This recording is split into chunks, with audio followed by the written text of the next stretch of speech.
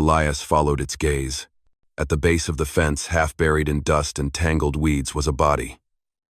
Curled up, motionless, as if someone had tossed it there and let the darkness take over. He dismounted, slow and cautious, like he was stepping into land that did not belong to him. The wind picked up, sweeping strands of his silver hair across a face marked by years of scars. Lying there was a young woman. Her face was beaten so badly, it was hard to make out what she really looked like. One eye was bruised purple. Dried blood clung to her cheekbone. Her shirt was torn at the shoulder, revealing long, dark bruises like whip marks. Her chest rose and fell ever so slightly, her breath so faint it was nearly gone. Elias knelt down and placed his hand gently on her neck. There was a pulse, very weak, but still there. A heavy silence spread over the prairie. It felt like the whole land was holding its breath, waiting for his choice. Elias took a deep breath. Memories sharp enough to wear down the heart flashed through him like an old voice he thought he had buried long ago. He lifted her up, so gently it was as if he feared even the smallest touch might hurt her more. "You are all right now. You are safe." His voice was deep, rough, like it came from the loneliest part of his soul. He did not know who she was. He only knew one thing. Someone had done this, and they would come back for her. Elias brought the young woman back to the ranch as the sky darkened. In the small kitchen, the oil lamp flickered, clinging to the last bit of daylight. The house had only 2 chairs, an old wooden table, and a few tools hanging loosely on the walls, all worn, all alone, just like their owner. He laid the girl down on the bed that used to belong to his wife. The sheets were clean, but the warmth had been gone for many years. Elias fetched water from the trough outside and brought it in. He cleaned the wounds on her face, little by little, saying nothing. The girl let out a soft moan. Her eyes fluttered open, just a thin sliver like a faint streak of light. Elias paused. "It hurts, does it not?" he whispered, his voice hoarse and trembling slightly. She did not respond, but her breathing hitched. Her hand curled inward when he touched her shoulder. A reflex, a frightened flinch. Like an animal backed into a corner, Elias slowly pulled his hand away, as if afraid to touch something too fragile. "It is all right now. No one is going to hurt you anymore." He wrapped a bandage around her arm. Her skin was pale, cold like nighttime water. The bruises stretched long and deep, blooming in dark purple. These were not from a fall. These were marks from a beating. When he placed a warm cloth on her forehead, a single tear slipped from the corner of her eye. It was not from pain, it was fear. Elias stood still for a few moments. He had seen that kind of fear before, the kind that kept you from sleeping, from hoping, from trusting anyone ever again. He had lived with it for 7 years, ever since his wife died in his arms. As he turned to wring out the cloth, the girl suddenly whispered. Her voice so raw and faint it could have been the wind. "Do not let him fin me." Elias spun around instantly. Who are you talking about?" But she had already fallen back into the dark. A cold breeze swept through the door, making the lamp tremble. Elias looked out into the dark yard. The long, silent fence line, the wooden gate slightly ajar, his own horse tracks pressed into the dirt. There was no sign of anyone watching. But something in him, something that knew the weight of loss, told him this calm was not real. He stood at the doorway, his hand resting on the worn handle of his old rifle, eyes fixed on the road that led to the town of Moiti. And one thought returned, clear as the sound of hooves pounding in his mind. Whoever did this to her would not give up easily. Around midnight, when the wind shifted and the cold began to slip through every crack in the cabin walls, Elias managed to rest for a while on the chair beside the bed. The oil lamp was still burning, its light trembling as if it was about to give up. In that silence, a sharp breath broke through, short, choked, then stretched out like someone pulling themselves out of a nightmare. Elias opened his eyes. The girl was trying to sit up. He quickly stood and reached for her shoulder, speaking softly. "Take it slow. You are still very weak." Clara opened her eyes again. This time, they were not as clouded. She looked around the room, at the flickering light, at Elias's tired, weathered face, as if trying to decide whether this was a safe place or not. "Where am I?" she asked, her voice hoarse, her breathing uneven. "My ranch." Elias replied gently. Outside Moiti. You were hurt. Badly. She touched her cheek, then winced and pulled her hand away from the pain. A long silence followed, long enough for Elias to hear the wood creaking on the porch under the pressure of the night wind. Then Clara whispered, her words sounding like they had been torn from the bottom of her chest. He will come for me. Elias looked straight into her eyes. Who is he? She swallowed hard, her throat trembling. A primal fear clung to her like the darkness gathering in the corners of the room. If you keep me, he will kill you. Elias sat down on the edge of the bed. He looked at her for a long time, so long that Clara finally looked away. Then he spoke, slowly. You are on my land. No one touches you unless I say they can. Clara shook her head weakly. You do not understand him. Elias gently squeezed her hand to cut her off. No, you do not understand me. In the dim light, the truth on Elias's face became clear and silent. He had lost someone. You should not have saved me. He will come here. He always finds me. Elias stepped back, as if her words had hit him in the chest. He remembered. The long whip-like bruises. The torn shoulder. The broken, shallow breaths. The eyes that never fully opened, filled only with fear. Not bandits. Not drunks. These were the marks of someone who had done this, many times before. Clara tried to sit up on her elbows, choking on her own words. If you turn me in, you might still live. If you keep me, he will kill you. Elias sat down on the edge of the bed. He looked at her for a long time, so long that Clara finally looked away. Then he spoke, slowly. You are on my land. No one touches you unless I say they can. Clara shook her head weakly. You do not understand him. Elias gently squeezed her hand to cut her off. No, you do not understand me. In the dim light, the truth on Elias's face became clear and silent. He had lost someone, and he would not lose another not like this. She began to cry, not from pain, but because for the first time, the feeling of being protected reached into her terrified body. Outside, the old dog barked at nothing in particular. The wind swept across the porch like a whisper of warning. Elias rose and walked to the door. His hand rested on the worn handle of his old rifle like a habit that never faded, and from that moment on, he knew he had chosen a path with no way back. To protect Clara and face Roar. The next morning, Moiti was bathed in the pale gold of early sunlight.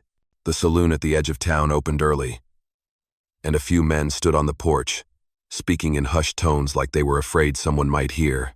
There was something thick in the air like a weight hanging invisibly above the low rooftops.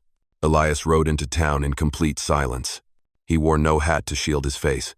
He did not hide his eyes. It was the only way to make sure Roar understood that Elias McCrae was not here to negotiate. People in town stopped when they saw him. A few turned and stepped inside their homes.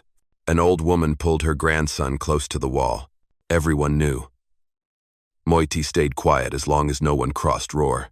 Elias tied his horse in front of the saloon, where Roar usually showed up in the mornings to check over livestock papers and his goods. The saloon doors swung open. Roar stepped out tall, broad-shouldered, his leather coat still dusty from a long night's ride. His face was the kind that people had learned not to look at directly. But Elias looked straight at him. He did not blink. McCrae, Roar spoke first, his voice casual but loud enough for the whole town to hear. You got here earlier than I expected. Elias answered low and steady. Last night, I found a girl, beaten nearly to death, by the fence. A few people nearby exchanged glances. Someone's hand trembled slightly. What girl? Roar asked. But there was a flicker of caution in his eyes. Elias did not answer the question. He simply spoke, like stating a fact. She was running from a cruel man. A heavy silence dropped over Moiti's main street.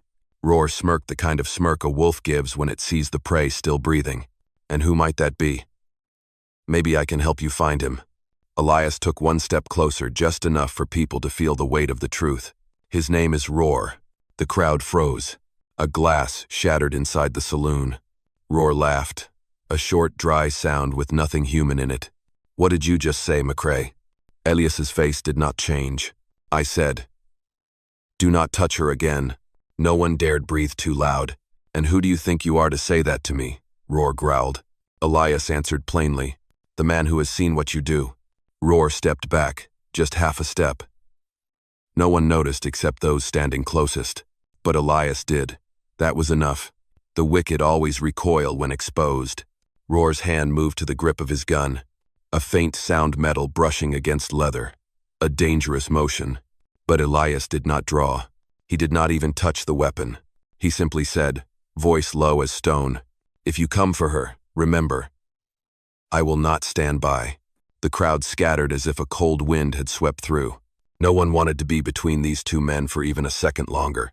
Roar stared at Elias for a long time, long enough for the old man's shadow to stretch across the dirt. Then he spoke, voice quiet and cold. "McCrae, you just chose a path you cannot walk back from." Elias said nothing. He turned and walked back to his horse, his steps firm like iron pressing into the hard ground. In that moment, everyone in Moiti knew. A reckoning had begun. Thank you so much for being here. If this story reminded you of the old days, the dusty afternoons, the sound of hooves echoing in your chest, go ahead and subscribe to my channel, so that every day we can sit down together, and I will tell you another Western tale. Night fell over Elias's ranch like a thick black blanket, no moonlight, no sound of insects. Only the wind passed through the fence, cold and steady, like the breath of some beast circling, searching for the scent of blood. Clara was asleep in the room, her breathing soft and shallow. Elias stood on the porch, eyes fixed on the distant hay barn. He had noticed the signs earlier in the day, a few new boot prints, a piece of horse tack kicked up from the dirt, and the faintest scent of gunpowder on the breeze. Years of life, and even more years as a cowboy, had taught him one thing: someone had been here, and they would come back tonight. He walked to the barn with a lantern in hand. He laid down a bundle of hay in the corner, sprinkled a line of dry straw stretching outward like a thin fuse. Then he lit it. A small flame flickered to life, then crept slowly, winding its way through the straw like a snake searching for direction. It was not to burn. It was to create light, and more importantly, shadow. In the darkness before, Elias looked like a lone man, but under the flickering firelight, his shadow stretched across the barn wall twice his size, 3 times. From a distance, no one could tell where the man ended and the shadows began, or how many people were standing there.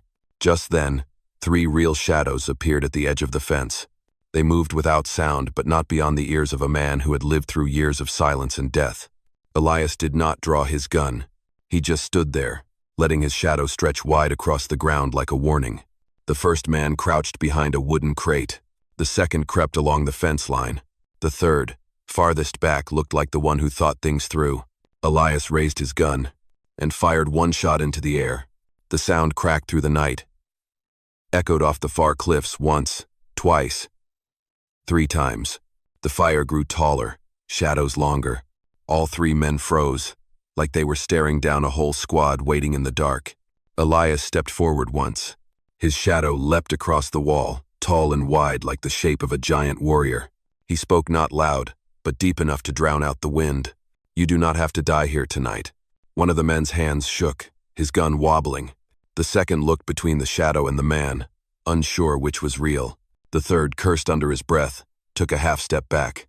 Elias turned his wrist, lowering the barrel of his gun toward the dirt. Roar was wrong. He thought I came here looking for a fight. The flames crackled in the straw. Smoke began to drift into the air. To the 3 men standing there, it felt less like one man in a barn, and more like a trap set by a dozen waiting in ambush. Elias spoke again, slow, firm, unshaken. He thought I would leave that girl behind to save my own skin. He was mistaken. The man furthest back turned and walked away. The other 2 looked at each other, then ran too, stumbling like they had seen a ghost. Elias did not follow. He did not shoot. There was no need, because tonight was not about killing. It was about sending a message Roar could not possibly misunderstand. McCrae does not hunt men, but he will not let anyone be hunted on his land. He stomped out the fire, went back inside, and closed the door. Clara was asleep, peacefully as if the world outside had not just started to boil. The next morning, before the sun could rise above the hills, Elias quietly packed his things. He did not tell Clara. He did not want to frighten her any further. But after the night of fire, he knew one truth as plain as the earth beneath his boots. Roar would come back, and next time, he would not send 3 men. He would come himself, maybe with an entire group. Elias opened the door to her room, Clara was already awake. She sat against the wall, arms around her knees, her face tired but her eyes were brighter than the night before. "We have to leave, do we not?" she asked, voice soft, like she was afraid of breaking the fragile peace. Elias gave a slight nod. "It is no longer safe." There was a pause, and then he added, "But I know a place, far, very far, where the wind is strong enough that no one can follow our trail." Clara took in a long breath. She did not ask the name of the place. She did not ask if it was dangerous. She just looked at his hands, hands rough with calluses, heavy, but warm. And she understood, if there was anywhere to start over, it had to be wherever he was. They left the ranch before the sunlight touched the grasslands. Palo Duro Canyon appeared at noon, majestic, red as a deep cut across the land and sky. Steep cliffs curled in spirals. With narrow paths only the locals knew how to walk. The wind through the canyon made a low sound, like drums echoing from beneath the ground. Clara took a deep breath, the first in many days that did not carry the fear of someone chasing behind her. Elias built a small cabin from old pine wood. Not big, but solid. He dug a water trench nearby, where a spring trickled from between the rocks. Clara gathered dry branches, cleared the earth, slowly like someone relearning how to use her hands. On their first night, they ate stewed beans and cornbread. They sat by the fire, not saying a word. But the silence had changed. It no longer felt heavy like back at the ranch. It was warm, gentle, and had a rhythm, the rhythm of a beginning. The next morning, Elias led the horse along the canyon's edge. Clara followed behind, her steps small but determined. He showed her how to read the wind, how to tell which rocks would crumble and which could hold a person's weight. At noon, they ate by a small stream. At night, they sat outside the cabin, listening to wolves howl in the distance. 3 times a day. In the morning, Elias checked her wounds. At noon, she changed the bandages. At night, he cleaned them with cold water from the stone trench. That rhythm, oddly enough, became the rhythm of their lives. No one mentioned Roar. No one spoke of the town of Moiety. But Clara saw something changing in Elias's eyes, not fear, not weariness, but a flicker of hope. The kind of hope a widower carries for 7 long years, never daring to let it rise above the surface.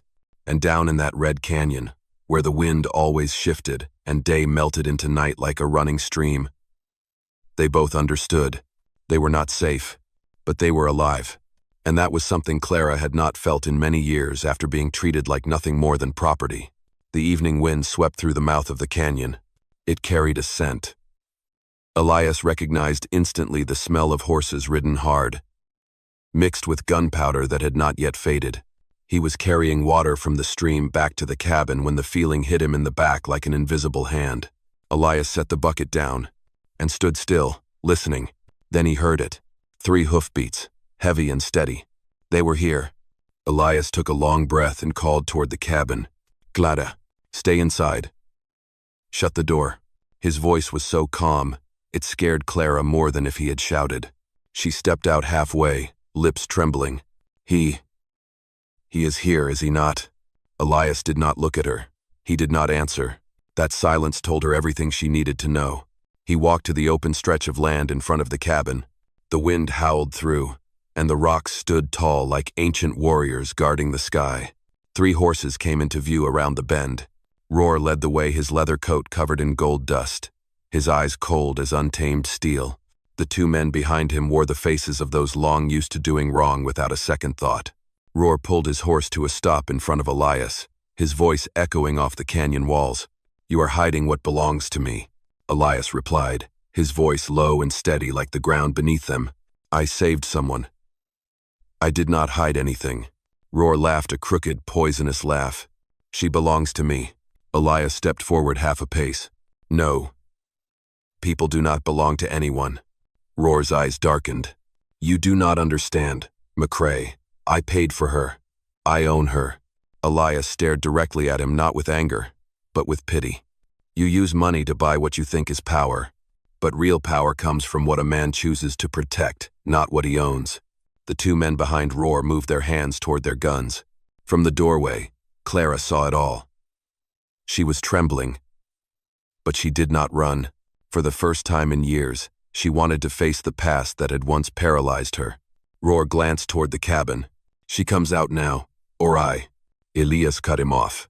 If you want to fight, take it up with me. But do not lay a hand on someone who is trying to live again. A stillness settled over them. The wind howled harder, kicking up red dust around the feet of the four men. Finally, Roar spoke, voice low and hissing. "McCrae, you are building a mountain between me and what I own." Elias did not draw his gun. He simply placed a hand over his chest and said quietly, "I do not need to be a mountain. I just need to stand in the right place." A simple sentence. But something in Roar's eyes dimmed not out of fear, but because he understood. This man could not be bought, bullied, or bent. Roar took a breath through his teeth. "Fine, if you want to play this game, I will be back." And not with just 3 men. He turned his horse. The sound of hooves faded down the canyon trail. Elias stood there for a long time, and he knew the real storm was still coming. Clara walked up beside him, hands trembling. "You should not have done that." Elias looked into her fear-filled eyes. "You should not have to live afraid. And if someone has to stand up, let it be me." The wind swept over them, carrying the chill of the night to come. A night the canyon itself seemed to know peace would not come easily. 3 days after the standoff at Palo Duro, Roar returned. But not with an army. He came alone. Not because he wanted to, but because no one in the town of Moiti was willing to ride with him anymore. The rumors had spread faster than any horse could gallop. A cruel man who beat women. A man who turned human beings into merchandise. A man who sent killers after someone who had simply saved a girl left to die. Moiti was a small town-wide land, few people, but everyone there knew what loneliness tasted like. And even the toughest men did not want to be seen standing on the wrong side of what was right. Roar rode through town in silence. From the saloon doors, from porch steps, from old wooden stoops. All eyes turned away from him. When he reached the canyon, Elias was already waiting. Roar dismounted, fists clenched, like he was trying to hold on to what little power he had left. "McCrae, I do not want to fight." Elias did not answer right away. He looked at the man in front of him, dust-covered, red-eyed, shoulders slumped like someone who had lost something greater than money. Roar exhaled heavily. She is not mine anymore. The town, they do not stand with me." He let out a bitter, crooked laugh. "I have lost." Elias spoke slowly and clearly. No man loses by letting another be free. A simple sentence, as plain as the ground beneath their feet, but it cut through the pride Roar had used to hide everything else in his life. He turned toward Clara. She stood at the cabin doorway, her eyes no longer trembling like the first day.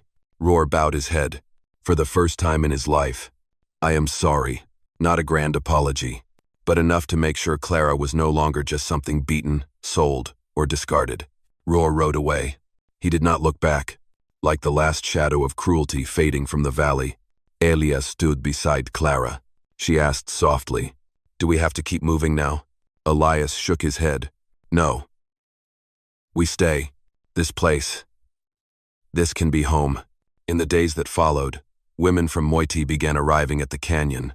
Those who had fled from violence, those once treated like cattle, began to make their way there. Clara opened the cabin doors, laid out blankets in the sun, boiled water, dressed wounds just as Elias had once done for her. Elias built 2 more cabins, then 3, then fences, a water line, and a small garden where folks could grow their own vegetables. They called it Haven House. It was not the home of Elias and Clara. It was home to anyone who needed a place to begin again. One afternoon, Clara stood watching Elias repair the cabin roof. The golden light of the setting sun caught in his hair. "You saved me," she said. Elias boasted, then answered, "No, you saved yourself. I just brought you to the place where you could do it." Clara smiled, the first real smile in many months.